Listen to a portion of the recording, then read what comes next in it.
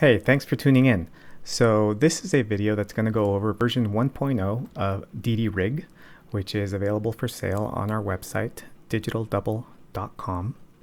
And just so you know, when you purchase any of our digital downloadable products, you automatically will get updates for free via an email notification. So in other words, if any changes ever get made to this rig over time, that whenever that digital file gets uploaded, you'll get an email notification with a link to download it again if you want to. So what that rig comes with is the rig itself and obviously the model.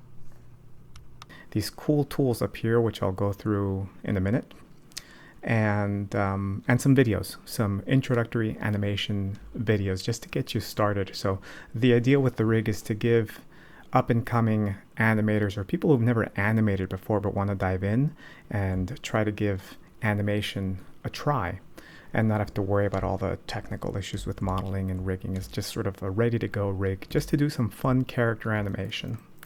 Now obviously anatomy wasn't central to the design for this character, but it is a very, very basic model. So for example, these models are just cubes that are smooth previewed, and later on I'm going to add some functionality that would allow you to easily swap these in and out with different shapes, so you could potentially create a character that looks more custom. Now of course you could take those models and manipulate them and it's not going to affect the rig. You can actually, if you want to change it, you can.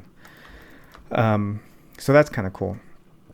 But for now, I'm just going to keep that layer reference so I can only select the controllers. And I'm going to go through these real quick. They're very intuitive. I mean, you can pretty much learn how to use them by clicking on them, rotating them, and see what they do. So for example, even though there's individual controllers for the spine, the individual spine segments, there's also one that controls all of them in a sort of contrapposto kind of a way. And neither one overwrites the other. So I could give him like a subtle contrapposto to the right, and if I wanted to adjust that one just a little bit more by itself, I could do that. I could go back to this and continue with that if I wanted to. So that's the spinal control. And of course there's some hips. Now because he's segmented, you can do sort of cool stuff like breaking him apart. The shrugging of the shoulders is obviously very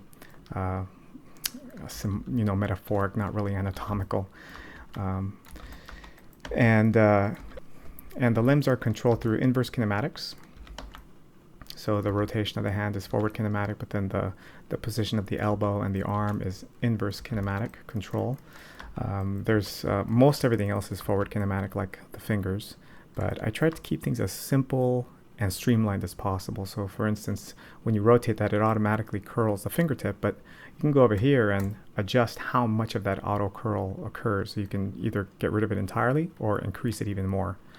So that way it was just easier to have one controller instead of one for each segment. I did, however, add an override for the thumb because sometimes you want the thumb to hyperextend that way. And so there is that there for the thumb.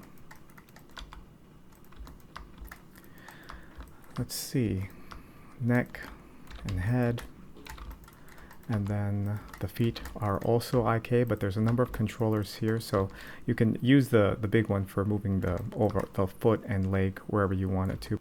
Now if you rotate that sphere on its axis, it's going to create sort of a rotation onto the tip toe, so if you're animating a walk, you might want to use that one, and then you can use this one to override it to lift the foot, or to just continue rotating it if you wanted to.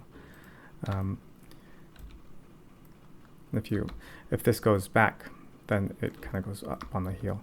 There is an override for the toe as well in case you want to make like ballerina moves and dorsiflex the toe. But I've kept it simple, so there isn't really an IK switch. It's just like this the entire time, and I tried to add as many overrides as possible without having to have an on and off or a Boolean operation that might confuse things. I wanted to keep it simple, at least for this version. And finally, there are these universal controllers which allow you to control the entire figure, but there's 3 different pivots. So if you want to have him spinning, from the center of the body, or you want him spinning from the top of the head, if he's doing like some breakdancing moves, you have 3 options there. And that's pretty much it.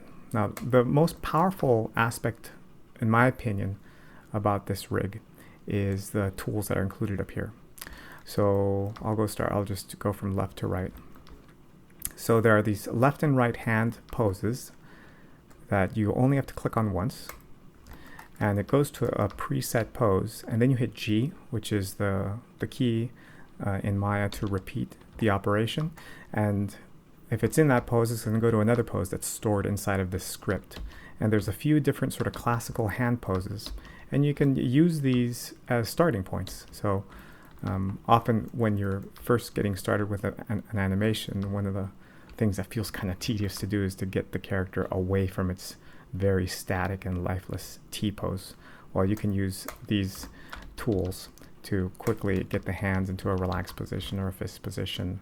And that's essentially what these are over here, but for the whole body. So I could bring the arms down and have like a relaxed standing position, or I could have a walking position. So there's a few poses, and I'm expecting that this library will grow over time, but these are some basic ones to get you started with. This one is a return to bind pose right there. But I'm going to go back to one of these poses because it'll help me explain how these work. These are mirrors. So I could hit this one that has two arrows, and it's going to flip the direction of the pose horizontally. These will only go in one direction. It's kind of hard to see that when the spine is curved. So if I take the left or the right to the left, it's going to take whatever I did to the right limbs over to the left limbs.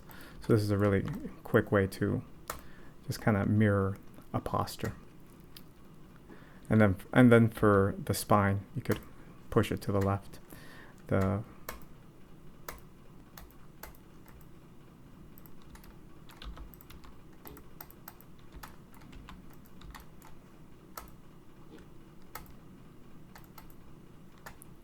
So that's what those are for. I'm going to bring him back to his bind pose.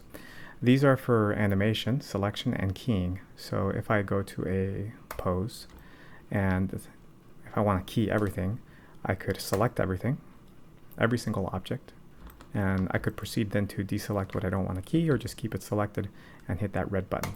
And it will set a keyframe on everything that is selected, and you can see that show up right there. So here I'm going to kind of make use of my mirror tool. I'll move the time slider over a little bit and just mirror that posture.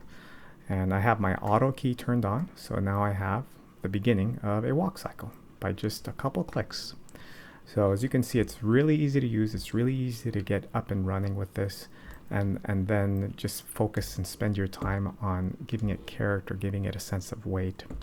Now, here's one of my favorite things that this tool provides. I'll bring him back to his bind pose. Now, obviously, I just set a keyframe, so I'm gonna delete these first, and I will go over the Maya interface and setting keyframes in the videos that come included with the tool. But I'm going through this rather quickly just so you get a feel for what you can do with this rig.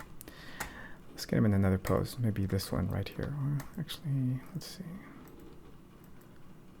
Let's do this one. There are these two, this up and down arrow. This is adds aggressiveness to the pose, and this relaxes the pose. So if I relax it again and again and again, he just kind of loosens up. If I do add tension, it does the opposite. And what's cool about that script is that it will work on any pose. You can add tension to that pose or relax that one. So it doesn't matter what pose he's in, whether it's one of these that's been preset or whether it's one that you have already made. So,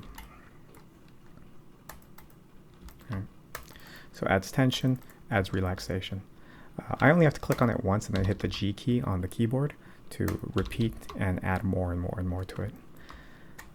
And that's pretty much summarizes the tools that you get with this DeDe rig. And it's only $9, and updates are free for life. So if you want to find out where to get it, go to our website, digitaldouble.com, and click on Tools. Thanks for watching, guys.